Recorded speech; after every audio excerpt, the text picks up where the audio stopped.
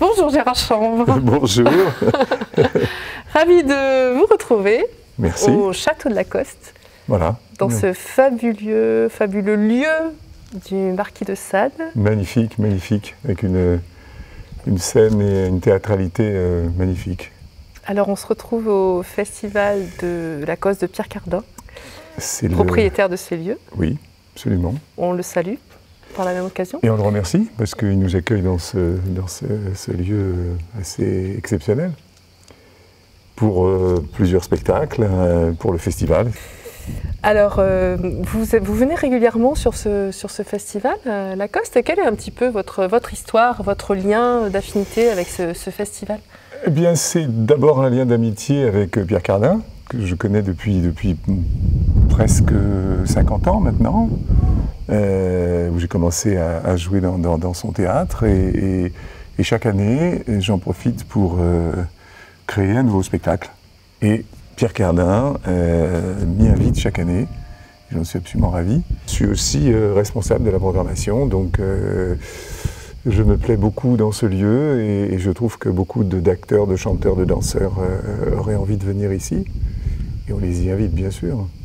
Alors vous êtes responsable de la programmation, donc en collaboration avec Eve Ruggieri, c'est ça? En collaboration avec Eve Ruggieri, oui.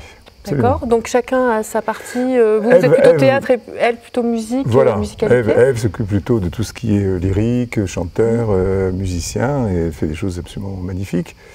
Et moi, je m'occupe plus de ce qui est théâtre, éventuellement danse, quand il y en a, et puis poésie, enfin tout ce qui est théâtre, en gros. Et vous êtes metteur en scène, et vous êtes comédien, dans 2 comédies musicales cette année. Oui. Alors, l'une consacrée à Jacqueline Kennedy, La Dame en rose, c'est ça? Voilà, c'est ça. Ça s'appelle Jacqueline Kennedy, La Dame en rose. Waouh, c'est ambitieux. Celle qu'on appelle la dame la plus populaire et la plus aimée aussi du monde. C'est une icône mondiale. C'est pas tellement pour ça que j'ai choisi ce sujet. J'ai choisi ce sujet d'abord parce que c'est une femme assez extraordinaire, qui a suivi un parcours qu'on pourrait dire un peu dramatique, même très dramatique, mais dans une période où tout ce qu'il y avait autour était extrêmement joyeux, ludique, créatif. Je parle entre autres de tous les musiciens qui étaient là à l'époque, et je me suis dit que c'était bien de rassembler à la fois le drame et la comédie, la musique et la vie, et puis se pencher sur le destin de cette femme, qui a été la plus grande femme peut-être connue au monde, et qui ensuite est partie dans une autre direction en se mariant avec Monsieur Onassis. Un changement complet de vie, de forme de pensée, de relation.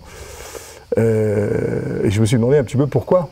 Donc je suis parti de ça, pourquoi elle a, quelques années après, et ça a été d'ailleurs un scandale, surtout aux États-Unis, quelques années à peine après la disparition de son mari, elle est devenue la femme d'un autre monsieur qui avait une autre forme de vie, milliardaire certes, mais plutôt intéressé par les affaires, par des choses comme ça, qui n'étaient pas tout à fait dans ce que faisait Jacqueline Kennedy à l'époque. Voilà. Et c'était ça qui m'intéressait, c'est de faire de cette tragédie, parce que c'est carrément une tragédie grecque, d'en faire une comédie musicale, drôle, émouvante parfois, surprenante, en découvrant certains aspects cachés de la vie de cette femme, et puis en redécouvrant tout le monde de l'époque, c'est-à-dire aussi bien la musique country que la musique des crooners comme Frank Sinatra, le rock'n'roll, Nina Simone, etc., etc. Enfin, tout ça. Alors, il y a bien sûr la présence de Jacqueline Kennedy, et puis il y a autour d'elle tous les protagonistes, les musiciens, les gens qui l'entouraient quand elle était à la Maison Blanche. Ensuite, la présence de toutes les personnalités de l'époque. Onassis, bien sûr. Et puis cette période de musique grecque dans laquelle elle a participé. Elle a même pris des cours de sirtaki pour plaire à son mari, donc elle était impliquée dans ça. C'est plutôt comment dire, particulier d'avoir eu cette envie, surtout dans le regard d'un homme, de vouloir vraiment approfondir cette vie de femme. C'est votre sensibilité qui oui, vous ben, donne envie d'aller creuser peut-être dans votre art, justement, à travers votre art, oui, ben, de raconter cette histoire différemment, finalement. Oui, moi je suis très intéressé par le monde des femmes et par ce qui se passe d'ailleurs en ce moment vis-à-vis du mouvement de société.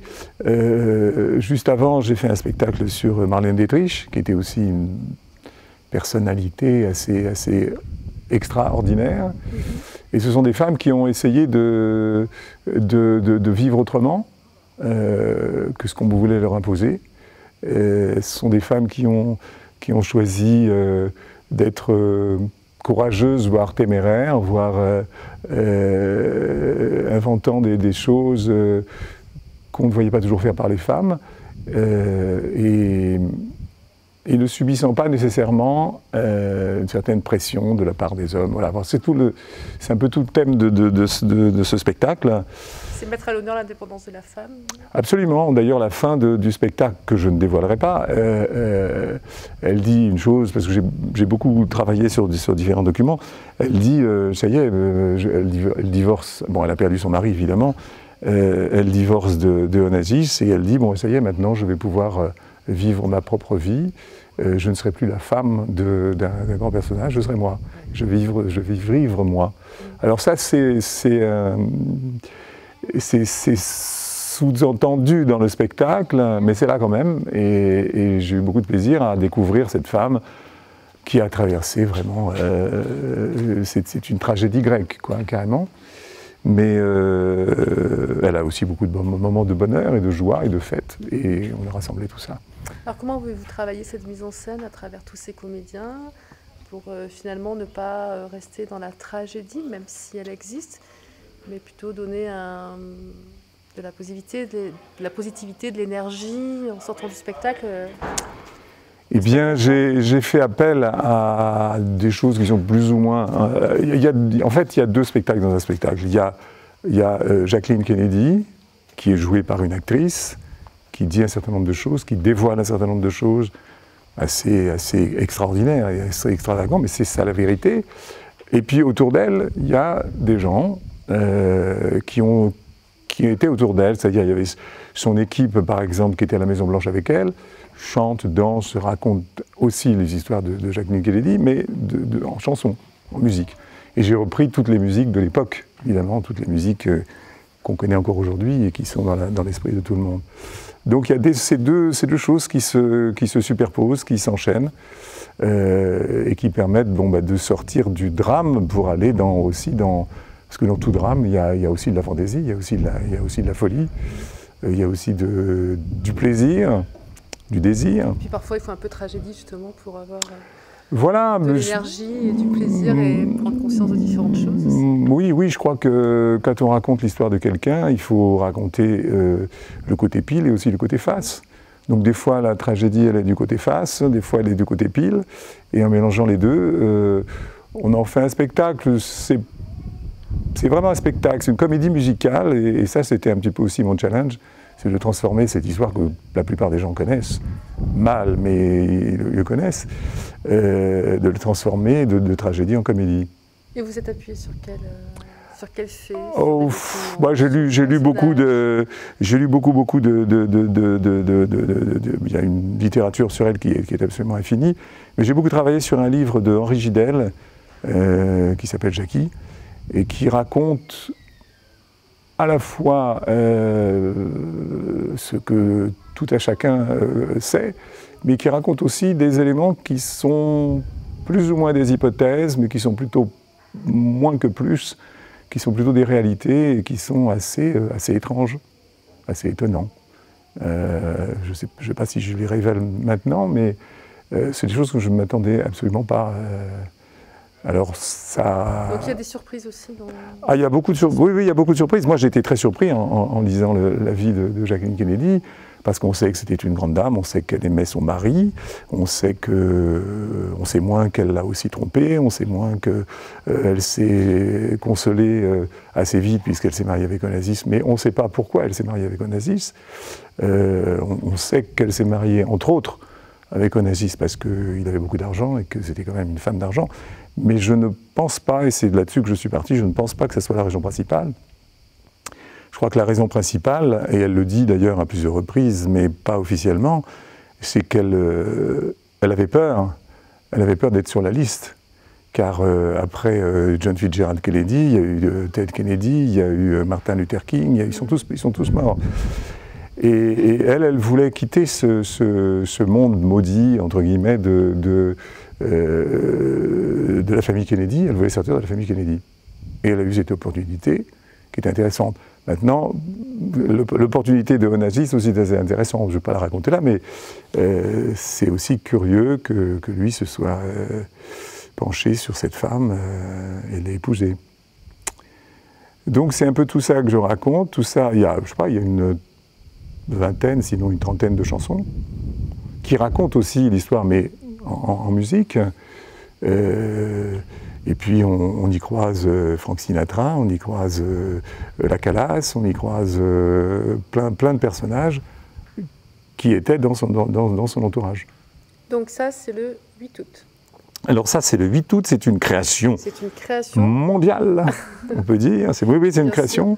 Et je crois que ça intéresse beaucoup les gens, parce que les femmes intéressent beaucoup les gens, parce que les gens s'intéressent aussi sur ces créatures qui ont une vision. Ça suscite la curiosité aussi. Hein, oui, il y a un destin. Ça suscite la curiosité. Il y a comme dans les tragédies grecques, il y a un destin qui est là, et ça fait toujours, je crois que ça intéresse toujours le public.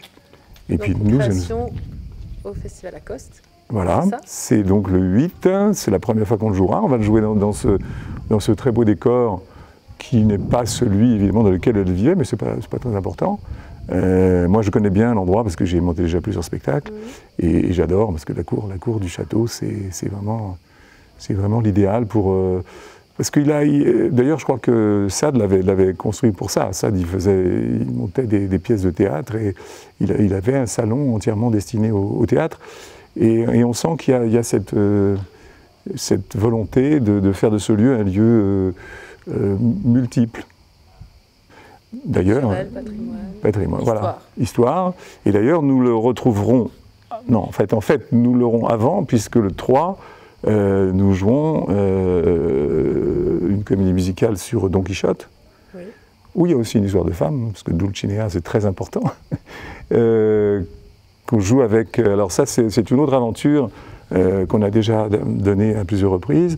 C'est la rencontre entre une troupe de comédiens et une troupe de danseurs et de danseuses de flamenco. Tsune, je crois que vous en avez parlé à plusieurs reprises dans vos émissions, qui était un chanteur extraordinaire, chanteur de flamenco. Et cette rencontre entre deux mondes qui sont vraiment différents, parce que le monde du flamenco, c'est un monde à lui tout seul, on a réussi à faire en sorte que les deux se mélangent. Et eux sont devenus un peu plus comédiens, et nous, on est devenus un tout petit peu flamenco, je ne sais pas comment on dit. Et on va le jouer aussi dans ce très beau lieu. Ça sera le 3 août. Ça sera l'ouverture du festival. Alors, on vous souhaite un bon festival.